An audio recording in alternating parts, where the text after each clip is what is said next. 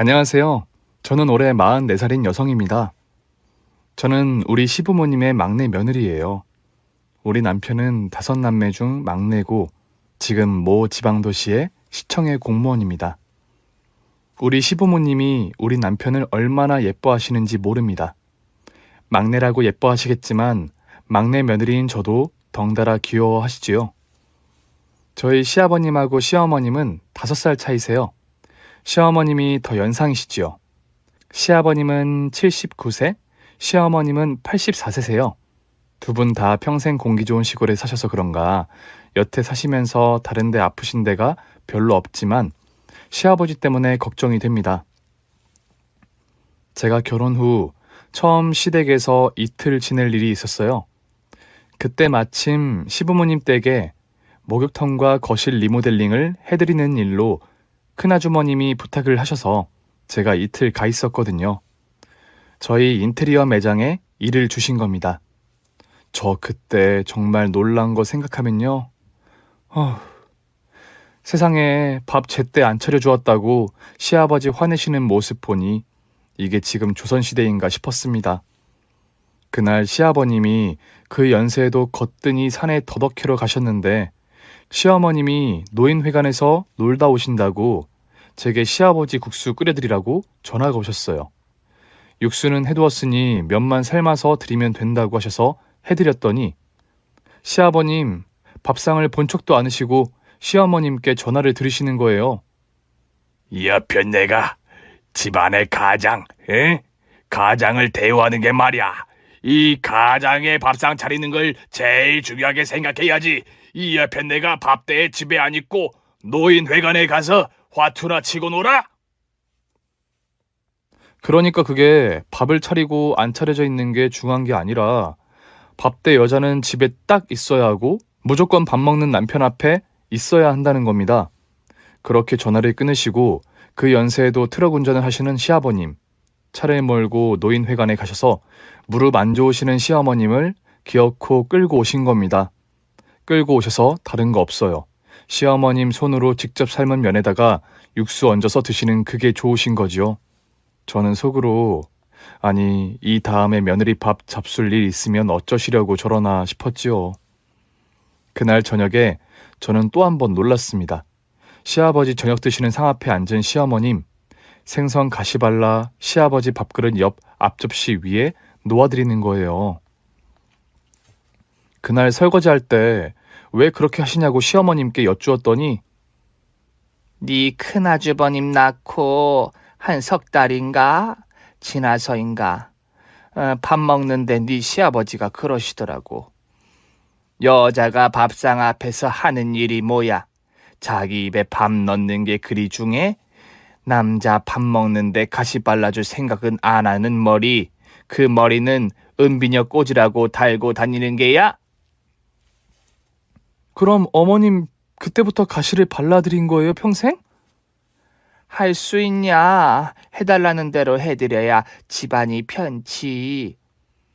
그리고 2달 후에 추석 명절 때 저는 또 재미있는 광경을 목격했습니다. 제 바로 위에 형님은 술을 잘하세요. 도시에서 형제들끼리 다 모였을 때 술 파티를 한 적이 있는데 끝도 없이 맥주를 드시더군요. 워낙에 맥주가 맛있고 그 집안 여자들이 대체로들 다 주량이 세다고 합니다. 친정 어머님부터 자매들 모두 다 가요. 그 형님이 추석 명절에 실수를 한 거예요. 제 바로 위에 형님은 시집 온 지 3년인데 첫 해에 바로 일본 연수원 가시는 아주버님 따라 일본에 갔다가 몇 달 전에 귀국하셨고 가족 행사에 처음으로 참석하셨대요. 그러니까 시댁에 합류한 거로는 그 형님이나 저나 동기라고 할 수 있습니다. 차례를 지내고 아직은 더운 기미가 남아있는 추석이라 저녁에 다 같이 화기애애하게 맥주 파티가 벌어진 겁니다. 시부모님들도 매우 즐거우신 것 같았어요. 자식들이 모두 모이는 명절은 나이 드신 부모님들에게 즐거운 낙이지요. 그런데 문제는 다른 며느리들은 맥주나 소주를 입에 대는 신용만 하는데 그 형님은 주량대로 마음껏 마신 거예요. 그러다가 갑자기 저기 멀리 앉아서 소주를 드시는 아버님을 향해 잔을 들어 올리고 아버님! 건배! 하신 겁니다. 그 일로 아버님은 노발대발하시면서 집안 꼬라지가 망할 징조다. 세상이 어떻게 되려고 며느리란 작자가 시아버지 보고 뭐 건빼이? 그저 늙으면 빨리빨리 이 칠성판 짊어지고 북망산으로 가야 돼. 하셨지요. 여보, 요즘 젊은 애들 다들 맥주 한 잔씩 하고 그래요. 뭐 그거 가지고 그러시고. 하는 시어머님에게 당신이 더 나빠. 며느리 교육을 어떻게 시킨 거야? 시미를 닮아 그런 거야 뭐야? 나 당신한테 시집와서 60년간 술 한 잔 입에 댄 적 없는데 쉐미를 닮았다고 하면 당신 천벌 받아요. 네, 저희 시아버지 19살, 저희 시어머니 24살에 두 분은 혼례를 치르셨어요. 소년 장가를 가신 거지요. 고등학교 졸업하자마자 시할아버님이 서두르셨다고 합니다. 왜 그랬냐 하면 저희 시할아버지가 뭐 기수련을 받는다고 기에 미쳐서 한참 떠돌아다니실 때 알게 된 돌팔이 도사가 있는데 그 도사가 하루는 집에 놀러와서 저희 시아버지를 보시더니 그놈 밤돌같이 똘망똘망하게 생겼는데 명줄이 짧구나. 애석한 일이로세. 라고 하신 거예요. 그 말씀에 시겁한 저희 시할아버지는 명줄을 키울 비방을 물으시고는 백엔잇 안쪽에 굽이굽이 들어갈 부족 한 장을 쌀 30석 값에 사셨답니다. 그리고 확실하게 다져지는 두 번째 비방이 있었는데 고등학교만 졸업하면 당장에 장가 들여. 무조건 연상 여자야 돼. 라는 말씀을 그대로 따른 거지요. 그래서 중매장이에게 웃돈을 더 주고 인근 온 마을을 샅샅하게 뒤져서 두루 집안 다복하고 부모 모두 생존해 계시고 복이 붙게 생긴 우리 시어머니를 딱 골라서 그 집에 매파를 보내서 결혼을 성사시킨 거지요. 처음에 우리 시아버지는 장가 안 가겠다고 울고불고 했답니다. 왜 안 그러시겠나요? 19살이면 한참 친구가 좋고 또 머리 따은 여고생만 봐도 가슴 설레고 자유연애도 해보고 싶은 나이잖아요. 장가 안 가겠다고 읍에 있는 친구 집으로 도망가 있는 걸 시할아버님이 멱살 잡고 끌고 와서 방에 가두어 두었다고 합니다. 이놈의 자식아, 네가 명줄이 짧단다. 내가 비방을 미리 했다만 혹시나 해서 예방을 하는 거요. 네가 죽는 거는 죽는 거고 집안 대는 이어놓고 죽어야 할 거 아니냐. 그렇게 혼인해서 대를 이을 아들 둘만 빨리 낳고 네 멋대로 살아라. 그때는 내가 아무 말도 안 할 텐께. 그렇게 혼사를 치르는데 우리 시어머님도 이 혼사가 싫으셨다고 우셨답니다. 시집 안 가겠다고요. 언니, 내가 지금 이 사진 속의 빡빡머리, 이 배꼽친 빡빡머리 고등학생에게 시집을 가야 한다고요? 우리 막내랑 동갑한테 시집을 가라고? 아, 나는 싫어.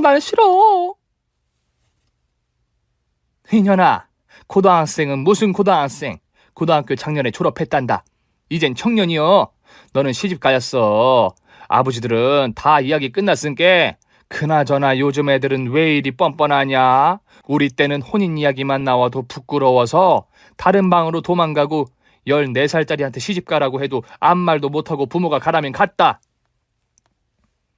그렇게 해서 이루어진 혼사였고 우리 시어머님 말에 의하면 참 빡빡머리 주제에 또 왜 이렇게 남자인 척하고 가부장인지 첫날 밤을 지내고 아침에 일어나 한다는 말이 그 자네 가서 새순물하고 양침물 좀 떠와 하더랍니다. 그래서 그 길로 우물가에 가서 새순물하고 양침물하고 소금을 떠다 바친 게 오늘까지 일인 거지요. 우리 시부모님 댁은 첩첩산중 중턱에 위치하고 있어요. 수돗물 들어간 게 30년 전이라고 합니다. 그러니까 90년대 초반만 해도 시냇물하고 우물물을 호스로 연결해서 펌프질을 해서 사셨던 거예요. 지금 겨우 석유 보일러를 돌리지만 사실 아직도 뒷채 방 2개는 아궁이로 나무로 불을 떼서 난방을 합니다. 사실 조금 아랫동네로 내려와서 사셔도 될 텐데 시아버지 고집이 애지간해야지요. 우리 시부모님 사시는 집까지 마을버스 하나가 다녀요. 그래서 그 마을버스 타고 10분 거리 아래 동네에 마을회관에 우리 시어머님이 자주 다니시는 거지요. 우리 시어머님은 시집 오시고 이날까지 가부장적인 시댁 가풍과 남편 밑에서 기 한번 제대로 못 피고 사신 게 원한이 크십니다. 사실 머리 쪽진 거 푼 것도 7년 전인가? 이젠 늙어서 머리 빗어 따 비녀를 꽂을 힘도 없다고 우리 시어머님이 하소연을 해서 겨우 자르고 파마를 하신 거래요. 이젠 숱도 없어서 민둥머리에 쪽을 지니 당신 보기에도 얼마나 흉하요. 응? 몇 가닥 안 남은 머리칼을 빗어서 비녀를 하자니 내가 아주 죽을 맛이요. 죽기 전에 나도 파마란 것 좀 해봅시다. 가부장적인 시댁 가풍에서 그나마 하나 위로가 되었던 건 우리 시할아버님의 며느리 사랑이셨다고 해요. 시어머님이 온 6월에 퇴학볕과 찜통 더위 속에서 밭에 김을 매면 아가, 태아볕이 일이 심한데 등판 다 있겠다. 들어가 있거라. 내가 맬 테니까. 라고 하시며 당신이 다 매주셨다고 해요. 며느리가 복덩이라고 더 예뻐하셨다고 합니다. 저희 시어머님이 시집 오자마자 집안의 보배인 소가 한 배 걸러 송아지를 뽑아내니 복일까요? 겉뿐인가요? 시집 오고 나서 2달인가 지나서 집안 육촌 형님과 20년 넘게 송사를 이어오던 선산 문제도 해결이 되어서 생각지도 않은 돈이 굴러오고 또 며느리 시집 오자마자 아들 2형제를 연년생으로 낳아놓으니 시할아버님 입이 귀에 걸리신 거죠. 그러나 그러한 시할아버님은 며느리 본 후 연년생 손자를 내리보신 후 5년 후에 돌아가시고 결국 시어머님은 홀 시어머니를 모시고 사셨던 겁니다. 사랑해주시던 시할아버님과 틀리게 시할머님은 그렇게 편하지가 않으셨다고 해요. 왜냐하면 집안의 모든 권위를 아들에게 부여해 주어야 집안의 기강이 잡힌다고 생각하고 계셨던 분이지요. 그래서 고부간의 갈등에서도 자기 아들이 권위가 있으면 본인도 그 권위 위에서 조금이라도 편안하게 말년을 보낼 수 있었기 때문이라고 판단하셨던 것 같습니다. 우선은 절대 아들과 며느리를 겸상을 시키지 않으셨다고 합니다.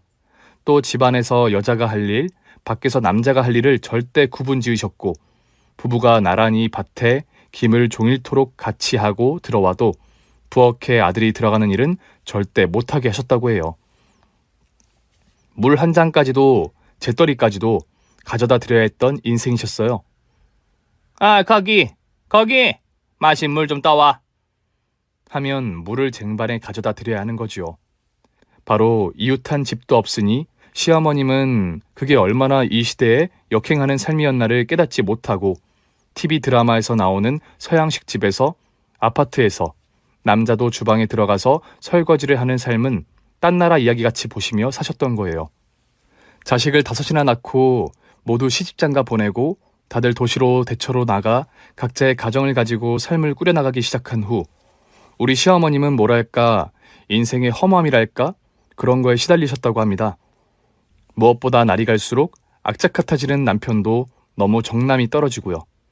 석유 부으면 알아서 난방이 되는 안방과 본체를 두고 굳이 삭정이를 떼야 하는 골방에 쓸 거라며 삭정이를 주우러 열심히 나다니시거든요. 작년부터요. 시간만 났다 하면 수레를 끌고 산으로 가시는 시아버님 뒷꼭지를 보시면서 죽을 날도 얼마 안 남았는데 우리 좀 편하게 삽시다. 애들이 기름값 철철히 보내주고 기름 부어서 따사시럽게 난방되는 방에서 자면 되는데 뭐 굳이 나무를 주우러 가긴 가요. 그러면 시아버님은 벌컥 화를 내시는 거예요. 야, 변예가 이런 한 푼 벌어들이지도 못하면서 간땡이만 커서 왜 공짜 난방되는 나무를 두고 비싼 석유를 부어서 써? 내 몸뚱아리 성할 때 나가서 하나라도 더 주워야지. 공짜인데. 아직도 나이 80 넘어서까지 남편 시집살이를 해야 하는 하루하루가 지긋지긋하실 찰나 시아버님이 유난히 읍내에 자주 나가시게 된 겁니다. 시아버님은 원래가 돈에 악착 같은 게 있으셔서 허튼 돈 한 장 제대로 안 쓰셨는데 이상하게 돈을 자꾸 들고 나가시고 생전 안 내던 뭣도 내시는 거지요. 5일장도 5일에 한 번 갈까 말까 한 분이 나가면 돈만 쓰게 된다고 한 달에 3번 정도 읍에 가시던 분이 5일마다 꼬박꼬박 장에 간다는 명목으로 외출을 하셔서 우리 시어머님이 이상하다 고개를 갸웃거리셨는데 어느 날 자는데 방에서 웬 향수 냄새가 나더라는 거예요. 잠결에 코를 킁킁거리셨나 봐요. 냄새가 너무 독하니까요. 아이고, 이게 뭐야? 누가 꽃가루를 방에 엎질렀나? 아이고, 코를 들려. 하시며 전깃불을 켜셨다고 합니다. 여태 사시면서 꽃냄새 비슷한 거라야 진짜로 꽃피는 계절에 나는 꽃냄새, 그리고 샴푸 냄새, 세숫비누 냄새와 가끔 바르시는 며느리들이 사다 드리는 로션 정도까지만 익숙하신 코에 생전 처음 향수 냄새를 맡으셨으니 골이 아프실만 하지요. 일어나 냄새의 근원을 찾아 코를 흥흥거리니 글쎄 시아버님 손목에서 나더랍니다. 알고 보니 우리 시아버님이 읍내 새로 생긴 전통 찻집 주인이신 환갑 조금 넘으신 주인에게 호기심이 생긴 거지요. 그래서 5일에 한 번 장에 가실 때마다 거기 가서 차를 팔아주고 때로는 노인정 친구들까지 몰고 가서 차를 팔아주신 거예요. 그러니 그 보답으로 향수를 하나 저희 시아버님께 선물로 드리면서 어르신, 이거 이렇게 팔목에 뿌리시고 계시면 좋은 향이 하루 종일 갈 겁니다. 알려드린 거지요. 그 향수 사건으로 우리 시어머님은 이 양반이 정신적인 바람이 들었구나. 직감을 하신 거예요. 여자는 나이가 8순을 먹어도 여자, 남편이 다른 여자에게 호기심이 있으면 그 꼴 못 보지요. 이 영감아, 다른 여자한테 관심이 가 있으면 가 있는 거지. 그래서 내가 꼴 보기 싫어서 내가 빨리 죽었으면 좋겠어서 그렇게 사람을 들들 볶는 게야? 왜 이렇게 사람을 들들 볶냐고? 시어머님이 그렇게 말씀하실 만합니다. 작년부터 시아버님이 시어머님을 대하는 태도가 평생 고달프게 하시던 거에 2배는 세지셨거든요. 아버님께서 어머님을 단돌이 한다고 해야 할까요? 마치 초등학생 교육시키듯 하나부터 10까지 가르치시고 꼬투리 잡으시고 잔소리 하시는데 시어머님이 넌덜머리 내실 정도니까요. 여자야, 하루 저녁 마지막으로 대문을 닫고 들어오면 대문 단속을 똑바로 하라고 몇 번이나 말해야 알아듣는 거야. 그거 혼자 자다가 도둑이라도 들어오면 어쩔 거야? 들어와도 가져갈 거라곤 젓가락 2짝뿐이 없는 집구석 뭐가 무섭다고 난리를 치긴. 그리고 늙어서 데려가도 식모로도 못 쓸 나뿐이 없는데 뭘 겁을 내냐고. 사람이 말을 하면 듣고 좀 되새기고 고칠 생각은 안 하고 또박또박 말대답 그렇게 할 거야? 그것뿐이 아닙니다. 장에 다녀오신 시아버지는 벌컥벌컥 화를 내시는 겁니다. 이 늙은년아! 아니, 야채 파는 은실이 할머니한테 이 잔도 제대로 받아온 거 맞아? 오늘 뭘 사고 얼마 주고 왔어? 에? 왜 또 이래요? 그거 시금치 2단하고 조선의 호박 2개 사서 가만히 있어봐. 얼마였더라? 잔돈 제대로 받아온 거 맞냐고? 지금 내 눈앞에서 세봐. 얼른. 이 늙은이야. 정신 똑바로 챙겨. 허구한 날 남 좋은 일 시키고 다니지 말라고 몇 번을 말해. 우리 시어머님은 젊을 적부터 좀 사람이 계산이 분명치가 못하셨다고 합니다. 시아버님 말씀에 의하면 사람이 칠칠 맞으신 거지요. 뭘 잊어먹기도 그렇게 잘 잊어먹고 결혼 20년 기념으로 시아버지께서 아주 큰 마음 먹고 해주신 샛노란 금시계와 금반지를 목욕탕에 갔다가 사물함에 넣어놓고 그대로 오셔서 잃어버리신 날 정말 이혼당하시는 줄 알았답니다. 우리 시아버님은 남에게 10원 지전 한 장 손에 안 보고 허투루 안 쓰시는 분인데 시어머님은 장에 가서 물건을 사도 돈을 더 주고 오거나 하시기로 유명하셨으니 우리 시아버지가 그거 평생 뒤쫓아다니시며 뒤치다꺼리 하시며 사신 거예요. 남들은 가부장 밑에서 판판이 고생한다 하시겠지만 우리 큰동서, 그러니까 큰형님 말씀에 의하면 우리 시아버님이 시어머님을 평생토록 막내 동생 대하듯 옆에 끼고 하나하나 해결해주며 사셨다고 보면 된다고 하시더라고요. 속 모르는 사람들이 여자 잡는 가부장적이고 기센 남편 밑에서 고생한다 하시는 거지 실상을 알고 보면 우리 시아버님 속 썩는 게 더 심하신 거지요. 어쨌든 당신 칠칠 맞으신 거 뒤돌아볼 생각은 않으시고 시아버지께서 작년 여름 때부터 더욱 잔소리가 심해지시고 화를 잘 내시고 하는 거예요. 저 영감이 다른 여자하고 한번 살아보고 싶어서 나를 저렇게 괴롭히는 건가? 저 옆엔 내가 왜 빨리 안 죽고 오래 사나 싶어서? 이렇게 오해를 하신 겁니다. 그리고 작년부터 갑자기 절에 다니시는 것도 수상스럽고요. 평생 가야 교회당과 절에 다니는 사람을 제일 한심해하며 그거 허공에다가 돈 뿌리는 짓이라고 교회당에 가면 헌금 내고 절에 가면 시주해야 하는데 그 돈 아까워서 나는 못 간다는 양반이 일주일에 2번이나 절에 가서 불공을 드리고 오는 것도 이상하신 겁니다. 그래서 그날도 시아버님이 낮잠 달게 주무시는 어머님을 깨워 흔드셔서 난데없이 공과금 나오는 거 하나하나 오려서 붙여놓으시는 노트를 펼치셔서 어머님 앞에 들이미시고 이거는 여기에 이렇게 붙여놓았고 이거는 여기 은행에서 자동이체로 나갈 것이고 이렇게 설명을 하신 겁니다. 평생 자기가 해온 걸 이제는 그것도 귀찮아서 나보고 하라고 자는 사람을 깨워서 기어코 깨워 흔들어서 괴롭히는 거예요? 아이고 짜증나. 이제는 나 낮잠 자는 것도 꼴 보기 싫어요. 그러게, 내가 평생 해왔으니 이제 당신도 좀 하라고. 내가 언제까지 이런 것까지 당신 해줘야 하냐고. 당신은 당신 실비보험 한 달에 얼마 나가는 줄이나 알고 있어? 이거 보라고. 여기 보험회사에 한 달에 82,000원이고 이거는 돈 돌려 못 받는 게야. 잘 들으라고. 그러시면서 한참을 설명을 하신 거예요. 그런데 잠결에 깨서 정신도 없고 솔직히 듣고 싶은 마음도 없고 평생 젊을 때도 모르고 산 걸 이 나이 먹어서 알려드리니 그게 알아지겠습니까?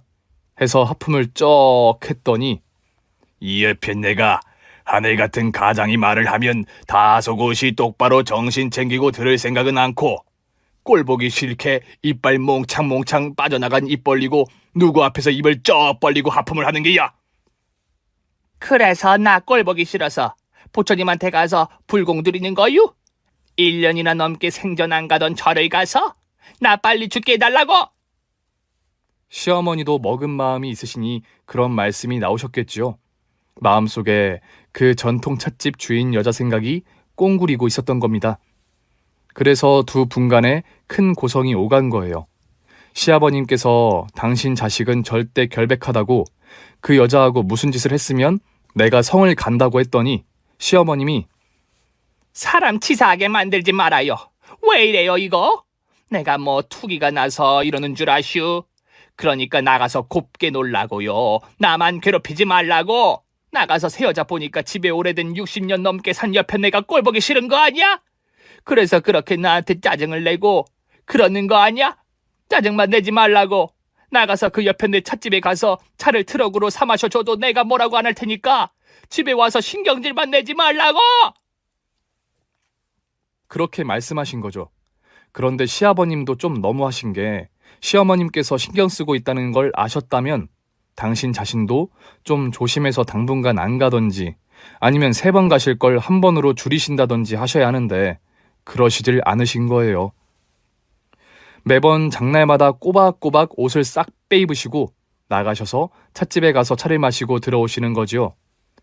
그러니까 찻집 행차를 멈추시지 않으신 거예요. 그런데 그걸 마을회관 회장님이시자 이장님 어머님인 김막내 여사께서 우리 시어머니께 이르신 거예요. 이장님이 읍에 나가셨다가 들어오셔서 그날 저녁 밥상에서 어머니, 치관이네 아버지 큰일 난 거 가슈. 아니 그거 장날마다 가셔서 그 찻집에 가서 놀러 앉아 놓으신다고 시장판에 소문이 쫙 나슈. 치관이네 아버지 바람 들었다고 팔순이신 노인네가 바람 들어 큰일 났다고 입 가진 사람들은 다 한마디씩 한대유. 자기 아들에게 이런 재미난 소문을 듣고 온 김막내 여사께서 우리 어머님께 소식을 전한 거예요. 안 그래도 경고를 한번 주었는데 여전히 그 집에 드나들고 그것도 모자라 시장판에 쫙 소문나게 한 것도 모자라 동네까지 소문을 무려들인 이 상황에 자존심이 상하신 시어머님은 결국 참을성의 한계를 느끼시고 우리 집에 전화를 하신 거예요. 친이 애미야, 막내 있음 바꿔라. 그렇게 바꿔드렸더니 친이 애비냐? 당장 내일 토요일이니까 당장 나 데리러 와라.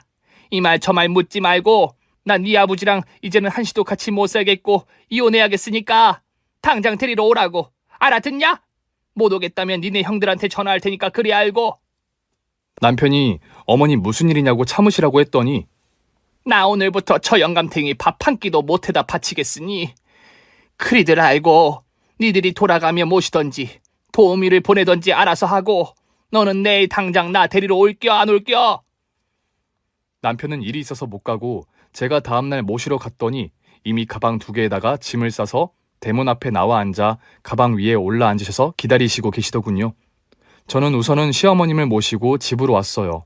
죽어도 이 순간부터 죽는 날까지 죽어도 저 집구석에는 발 안 들여 놓으시겠다고 엄포를 놓으시는데 모시고 들어갈 수가 없었어요. 집에 모시고 와 그간의 사정을 다 들어본 저는 속으로 딱 한 가지 생각뿐이 없었습니다. 속으로 아버님도 걱정이고 무엇보다 어머님이 우리 집에 오래 계시면 나만 불편할 텐데 저희야 불편할 거 없지? 자기 엄마 밥이 최고인 줄 아는데 엄마 밥 얻어먹을 수 있고. 저는 어떻게든지 어머니를 하루빨리 댁에 돌아가시게 해야 했기에 두 분을 화해시키기 위해 안 해본 일이 없었습니다. 시아주버님들과 형님들은 혼자 계신 아버님 걱정을 해서 돌아가며 아버님 댁을 들락였지만 그것도 하루 이틀 각자 생활이 있으신 분들인데 언제까지 그럴 수가 없는 겁니다. 해서 이장님께 수소문해서 아버님 댁을 보살펴드릴 얌전한 도우미 아주머니를 한 분 구하셨습니다. 그러나 앞에도 말씀드렸다시피 시어머님이 다 준비해둔 육수에 다만 며느리인 제가 끓여드리는 국수도 안 잡수실 거라고 하는 양반인 우리 시아버님이 생전 보지도 못한 남의 집 여자가 조석으로 끓여낸 식사를 하실 리가 없지요. 이장님으로부터 우리 아버님이 식사를 잘 못하신다는 전가를 받은 형님들과 아주버님들은 다시 아버님 댁을 들락이시면서 보살펴드리는 한편 시어머니를 설득하기에 나섰습니다. 어머니, 그래도 아버지 옆에 어머니가 계셔야지. 아버지가 하루가 달리 꼬챙이같이 말라가신다고 하더구만요. 어머님, 아버님도 요즘 후회하시는 것 같으세요. 어머니가 옆에 안 계시니 힘이 하나도 없으시고 무엇보다 식사를 제대로 못하신다고 합니다. 후회? 내가 네 아버지랑 60년 넘게 살아서 네 아버지는 손바닥 들여다보듯이 훤해.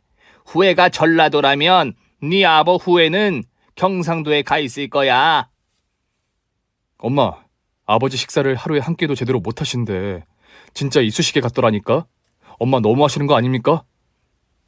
그 영감 탐구가 이쑤시개 모양으로 죽든 말든 내 알 바 아니니까 썩들 물러가. 제 남편은 그 말에 화를 내더군요. 아니 죽는다는 말씀을 그리 막 하시는 법이 어딨어요? 엄마 정말 너무하시네. 아버지 일찍 돌아가시면 엄마는 또 뭐가 그렇게 좋아요? 자식들과 어머님의 언성이 높아지고 서로 감정이 상하는 게 중요한 게 아니라 어머님을 설득하려고 형제들이 우리 집에 모일 때마다 죽어나가는 건 저죠. 오실 때마다 밥 차려야지, 술상 봐야지. 정말 그것도 못할 노릇이더군요. 저희 시어머님은 형님들이 설득을 하실 때마다 벌통에 쏘인 듯한 표정으로 벌떡 일어나셔서 이것들아, 너희들 나 억울하게 산 세월 보고도 그런 말이 입에 나와? 내가 그 영감 탐구와 이번 기회에 이혼 안 하면 내가 내 손에 장을 지져. 나 평생 억울하게 산 거 하늘이 알고 땅이 알아. 이 나이에도 남편 새순물 대령하며 산다는 거 알면 그 누가 믿을 거야? 그러나 결국 어머님이 가출하신 지 3주가 지나자 어머니 없이 사는 게 너무 불편하신 아버님이 전화를 시작하신 겁니다. 정양진 여사, 내가 데리러 갈 테니까 우리 만나서 갈비집이나 가서 갈비나 좀 뜯으면서 이 긴 요한 대화 좀 합시다. 나는 당신이 이빨 안 해줘서 이빨도 다 엉망이고 갈비 못 먹어. 이 영감탱구야. 어이구, 내가 그런 기막힌 세월을 살았어. 평생토록 뼈 빠지게 농사 지어주고 이빨 몽창 나간 것들. 이플랑이가 뭔가 남들은 남편이 이플랑 그것도 해줘서 이빨도 심어주더만 나는 환갑 넘어서부터 고기가 어떻게 생긴 줄도 몰라. 이 늙은이야. 그제서야 자신이 얼마나 모질게 혹은 한평생을 시어머님 자체에 대한 존중 없이 살았나 후회가 되신 시아버지는 오래도록 묵묵히 생각을 하기 시작하셨나 봐요. 치과에나 좀 데리고 다닐 걸 싶은 후회와 함께요. 하지만 시아버지는 시아버지 나름대로 시어머니를 사랑하며 사신 건 아니었을까 저는 그렇게 생각합니다. 잘 잊어버리고 덜렁대는 연상의 여자, 계산법도 흐릿한 연상의 여자를 평생 끼고 돌며 돌봐주며 사는 것도 그 시대 가부장적인 남성으로 사랑의 표현법 아니었을까 하고요. 시아버지는 무엇보다 아내 없는 빈자리가 크게 느껴지신 것 같아요. 도우미 아주머니가 반찬을 해놓고 빨래를 해놓고 청소를 해놓고 가도 효자 자식들이 번갈아가며 줄기차게 드나들며 기색을 살피고 비위를 맞추어 드려도 열효자보다 악처 하나가 낫다고 아내 없는 빈자리는 커가고 그래서 화해를 시도 아니, 다시는 전통찻집에 안 가겠다고 약조를 하시게 된 겁니다. 전화를 또 하신 거지요. 여보, 나야. 나 그 목소리 듣기도 싫은데. 자다가도 그 목소리 나올까봐 겁나는데 왜 자꾸 전화질이야? 여보, 내가 이제는 다시 전통찻집 집에 안 가리다. 그러니까 돌아와요. 나 혼자 자니까 무서워 죽겠어. 막 저기 대숲에서 처녀 귀신 산발을 하고 나타날 것 같고, 그래서 우리 집에 창문으로 막 들여다보는 것 같고 밤에 잠을 못 잔다니까. 창문으로 뭐가 들여다본다고? 웃기지도 않아서. 왜? 그 찻집 옆에 내 불러서 같이 자면 되겠네. 그 값어치 쳐줄 때 들어와. 풀세게 나오지 말고. 그렇게 해서 시아버님은 앞으로 잔소리 안 한다, 대문을 활짝 열어두든 시장 가서 돈을 수천만 원 버리고 오든 잘못 계산하고 오든 일체 잔소리 안 한다, 그런 약조를 하신 겁니다. 그래서 저희 부부가 시어머님을 시댁에 모셔드리고 온 날 저희 부부는 오랜만에 영화도 보고 분위기 좋은 와인바에 가서 와인도 한 잔 마셨습니다. 아, 그 자유라니요. 저는 절실히 깨달았어요. 시부모님 모시고 사는 사람들 모두 대단하시고 존경드린다고요. 시어머님은 당신 집으로 돌아가신 날 저녁에 어찌나 단잠을 주무셨는지 코까지 고시고 코 고는 소리가 천장을 들썩이게 할 정도였다고 시아버님이 그러십니다. 그렇지요. 아무래도 당신 방 사시던 당신 방, 당신 이불, 아니면 깊은 잠 자는 것 같지 않고 객지 같지요. 아무리 자식집이라고 해도요. 그 후로 저희 시어머님께 좀 부드러워지신 것 같았습니다. 가서 봐도 한결 달라지신 게 눈에 보였으니까요. 우선 같은 말이라도 콧소리로 내지르는 듯한 말투부터 달라지셨으니까요. 무엇보다 식사 자리에서 아녀자들 술 절대 못 마시게 하시던 시아버지께서 시어머니 잔에다가 맥주까지 따라주시는 거예요. 세상에 오래 살고 볼 일이야. 영감 탕구가 따라주는 술을 다 마셔보다니. 두 분이 이제는 좀 달라진 인생을 사시려나 며느리들 입장에서도 보기가 아주 흐뭇하더군요. 무엇보다 밥 때마다 따신 밥 안 해드려도 되고 밥통에 있는 밥을 알아서 차려 드시게 된 것도 크나큰 변화였습니다. 끼니 때마다 바로 쌀을 씻어서 불려서 해드리던 따신 밥. 그것도 여자로서는 보통 일 아니잖아요? 드디어 우리 어머님 인생에 봄날은 온 겁니다. 그런데요, 여러분, 개버릇 못 준다는 말 아시죠? 시아버님을 일러 개버릇이라고 하는 건 버릇없지만 딱 그 표현이 제대로인 걸 어쩝니까? 시어머님이 댁으로 돌아가신 후 한 열흘인가 지나서 5일장에 부부 나란히 시장에를 가신 거예요.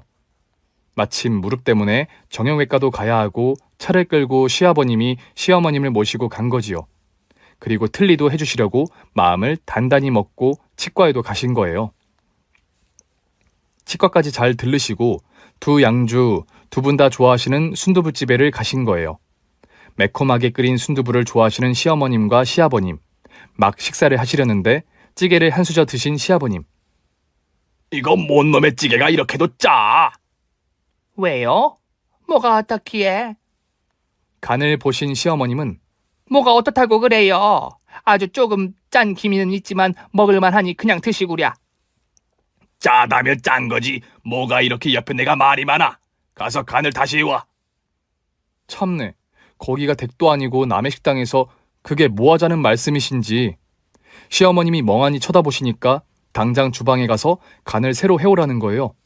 시어머님 속으로 저 영감 저거 개버릇 누굴 줘 중얼거리시며 남의 식당에서 큰 소리 내봤자 남의 영업만 방해할 테니 우선은 저 주고 집에 가서 보자, 이렇게 생각을 하신 거겠죠. 순두부가 든 탕기를 들고 직접 주방으로 가셔서 주방장에게 양해를 구하고 다시 간을 해오신 시어머님. 그거를 보신 옆 테이블 할머니 두 분이 아직도 저러고 쥐어 사는 여편네가 있네. 아이 아줌마, 왜 그러고 살우? 부부는 동격이란 말도 모르는감?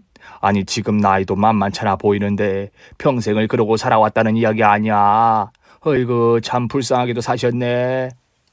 불쌍하게 살았다는 그 한마디가 비수가 되어 시어머님 가슴을 찌른 거지요. 그날 집에 들어오셔서 자리에 들어 누우신 시어머님은 당신이 살아오신 일평생을 쭉 돌아보게 되신 거예요. 그리고 우울증이 생기신 겁니다. 나는 나대로 열심히 한평생을 최선을 다해 살아왔다고 했는데 모르는 옆편네 둘한테 불쌍하다는 소리나 듣고 그날 식당에서 국 간을 새로 하게 해서 시어머님이 전체적인 우울증이 생긴 줄도 모르시는 시아버님은 또 나름대로 속으로 섭섭해서 요즘 몸이 날로 쇠약해져가는 늙어가는 내가 귀찮아져서 저런가 싶어서 배우자에게 섭섭하게 되신 그런 사태까지 오게 되신 거예요. 그래서 평생 옥신각신 싸우며 살았지만 부부로서의 공동체로서의 의리랄까? 그런 거에 틈이 벌어진 적이 없는 부부는 어느 사이 정서적인 이혼이랄까, 정서적인 별거랄까, 그런 상태까지 가신 겁니다. 서로에게 정이 떨어져 간다고 해야 할까요? 급기야는 각방을 쓰게 되셨어요. 시어머님이 이불과 베개를 따로 챙겨들고 당신 코 고는 소리 막내 집에 가 있을 때 한동안 안 듣고 자다가 다시 들으려니 괴로워서 하신 거예요. 시어머님이 각방을 쓰자고 딴 방으로 가자 더욱 마음의 상처를 입으신 시아버님은 아예 입을 닫게 되셨고요. 시어머님은 혼자서 방을 쓰게 된 날 이불에 누워서 천장을 바라보시며 이 생각 저 생각 하신 겁니다. 내가 이제는 진짜로 여기서 갈라서고 앞으로 1년을 더 살든 2년을 더 살든 내 마음대로 마음껏 자유롭게 완전히 혼자서 세간 하늘을 나는 것처럼 살아봐야겠다. 내 일평생은 저 영감국을 짜내 싱겁내하는 그 국을 간 맞추며 산 인생뿐이 더 되겠는가? 그렇게 마음을 정리하신 거예요. 그렇게 이혼할 국리를 건수를 만들 생각을 하고 계셨는데 아침에 일어나신 시아버지 수레를 끌고 대문 밖으로 나가시는 겁니다. 나무 삭정이를 주우러 나가시는 거지요. 정말 그 뒷꼭지가 궁상스럽게 수레 끌고 나무 주우러 나가는 그 뒷꼭지가 너무 보기 싫으셔서 내가 오늘 저녁에 이혼 이야기를 꺼내곤 말리라 다짐을 하셨습니다. 나가신 지 한두어 시간도 안 되었는데 동네 이장이 막 집으로 쫓아 들어오시면서 시어머님을 찾으셨다고 해요. 치관이 할머니, 큰일 나슈. 치관이 할아버지가 쓰러지셨슈. 이게 무슨 소리인가 하고 멍하니 봤더니 119 구급차가 지나가는 소리가 들리고 생난리가 난 겁니다. 손이 덜덜 떨려 자식들에게 전화도 못했기에 이장한테 부탁해서 자식 5명에게 전화를 돌리신 겁니다. 저도 연락을 받고 헐레벌떡 그 읍에서 더 나와 제일 큰 병원, 대형 병원에 남편과 달려갔습니다. 앞서거니 뒤서거니 형제 5과 배우자들은 모두 도착을 했습니다. 우리는 알고 있었거든요. 시아버지는 폐암 말기시라는 걸. 시아버님이 함구를 명령하셔서 시어머님만 모르시겠고 작년에 시어머님 동네 부녀에 따라서 노인들에게 효도 관광을 2박 3일로 통영에 다니러 가셨을 때 안 가신 시아버님이 갑자기 쓰러지셔서 입원을 하신 거예요. 병원 담당의도 연세도 많으시고 항암 치료를 권하고 싶지는 않다고 하시더군요. 이미 4기니 이제부터라도 하고 싶으신 거, 잡숫고 싶으신 거, 그리고 못 다녀본 여행지 실컷 다니시며 남은 인생을 즐기시라고 하시더라고요. 시아버님은 그때 결심을 하신 거예요. 남은 시간 동안 할 일을 정하신 거예요. 당신 없으면 아무것도 공과금 하나도 처리 못하는 늙은 연상의 여편네를 교육시키고 떠나야겠다고요. 나 없이도 잘 살 수 있게 다 해놓고 떠나야겠다고요. 그래서 하나하나 다 바로잡으려고 그렇게 안달을 하신 거고 일평생 더불어 살아오시며 시어머니를 쥐잡듯 잡던 것보다 더 쥐잡듯 하시며 잔소리로 나날을 보내며 사신 거예요. 시어머님 걱정이 되어서요. 무엇보다 시어머님이 마당에 아궁이 걸쳐두고 음식하시는 걸 즐기시는 분이었거든요. 가스렌지 사용하기 전에 젊은 시절 평생토록 들인 습관대로 불 떼서 음식하시는 거요. 그래서 아버님, 당신 떠나시고 난 후 어머니 혼자 삭정이도 못 주실 테니 남은 평생 사용하실 수 있을 양의 삭정이를 주워다가 광에 쌓아두신 겁니다. 어차피 항암도 못할 거 시어머님께 비밀로 하기로 우리 모두는 아버님 뜻에 따르기로 한 거고요. 그래서 시어머님이 여행에서 들어오기 전에 얼른 퇴원을 하신 거고 깜짝같이 다 모르게 진행한 겁니다. 시아버지가 병원에서 퇴원하고 집으로 돌아가시면서 운전하는 남편 뒤통수에다 대고 낮은 목소리로 중얼거리시던 말씀을 지금도 잊을 수가 없습니다. 네 엄니는 나 없으면 은행에 가서 표 뽑는 것도 몰라. 어쩌면 좋디야. 나 죽는 것은 하나도 안쓰럽다. 그런데 네 엄니를 어쩔 것이오? 니들이 효자라서 옆에 와서 지켜줄 것이냐? 어쩔 것이냐? 아버님의 인생, 진짜 마지막 날들이 코앞으로 다가왔고 담당 의사는 아버님 귀에다 대고 이제 정리하실 것은 대충 다 하셨죠, 어르신? 이라고 하시더군요. 시아버지 장난기 어린 얼굴로 담당 의를 보시면서 다 했지야. 그런데 어떻게 말이유? 다 늙어 빠진 여편네를 같이 데리고 갈 방법은 없건남? 저희가 아버님을 모시고 집으로 돌아가던 시간, 셋째 형님이 어머님께 실상을 알려드린 거예요. 그 이야기를 전해들은 시어머님은 다리를 뻗고 등은 벽장 문에 대고 먼 천장을 응시하시고는 넋이 빠져 계시더랍니다. 한참을 넋 놓고 계시더니 넋이 나간 눈으로 문득 셋째 형님을 바라보시고는 물으시더래요. 나는 이제 어째 살아? 나는 혼자서 아무것도 못하는디 큰일 났네. 시아버님이 집으로 돌아오시고 우리는 두 분이서 마지막 날들 함께 하시라고 물러 나왔습니다. 두 분이 원하셨어요. 둘이서만 지내고 싶다고요. 때는 가을의 중반이었고 집 마당에서 보이는 산이 이제는 빨주노초 파란보에 온갖 빛깔의 단풍이 물들기 시작하던 때였습니다. 60년도 더 전에 새색시 새신랑 시절로 돌아간 두 분은 꽁냥꽁냥 다정하게, 그때는 시열은 무서워서 안 해본 온갖 것을 다 해보시는 거지요.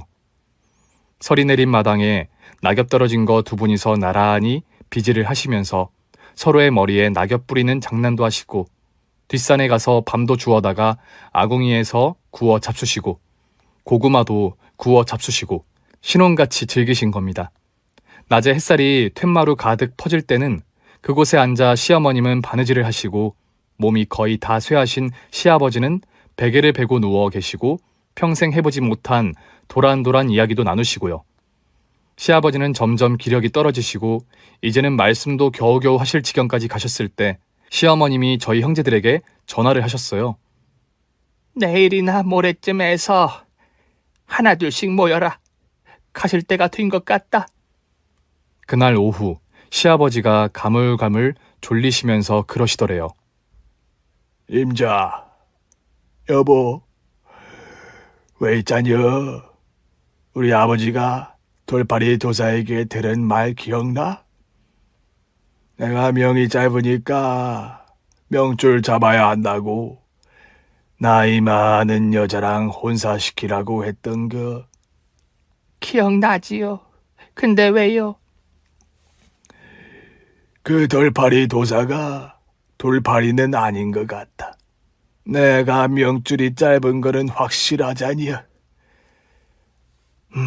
5살 많은 당신을 두고 죽으니께. 그 다음날 저녁 5 형제들이 모두 도착하고 우리 모두가 지켜보는 순간에 시아버님은 운명하셨어요. 시어머니가 머리맡에 앉아 계셨고요. 지금 우리 시어머님은 혼자서 그곳에 사십니다. 거기가 워낙에 겨울이 추운 곳이라 산이 바로 옆이라서 더 춥거든요. 안 그래도 겨울이면 두 분이 5 자식 집에 돌아가며 지내셨는데 올해는 시어머님이 굳이 고집을 부리시네요. 거기서 혼자 지내시겠다고요. 그러시면서 하시는 말씀이 저 영감 탐구가 쌓아둔 삭정이 다 쓰고 가야 자니요. 나는 요즘에 뒷채방에서 잔다. 그 삭정이 다 쓰고 가려고. 부부간의 사랑이 존재한다면 우리 시부모님이 비슷하지 않을까 그런 생각이 듭니다. 또 그런 생각도 들었어요. 우리 시아버님의 찻집 외출이요. 아마도 얼마 남지 않은 생 잠깐이라도 설레임 느껴보고 싶으셔서 가지 않으셨나 그런 기분 조금은 알 것 같아서 더욱 쓸쓸해집니다. 날이 너무 춥네요. 여러분 부부간에 따스한 대화하시며 지내는 겨울밤 되시길 바랍니다. 제 긴 사연 들어주셔서 감사합니다. 오늘 준비한 사연은 여기까지입니다. 재미있게 들으셨다면 구독과 좋아요, 알림 설정까지 부탁드리겠습니다. 그럼 저는 다음 사연으로 찾아뵐게요. 오늘도 건강하시고 행복하세요.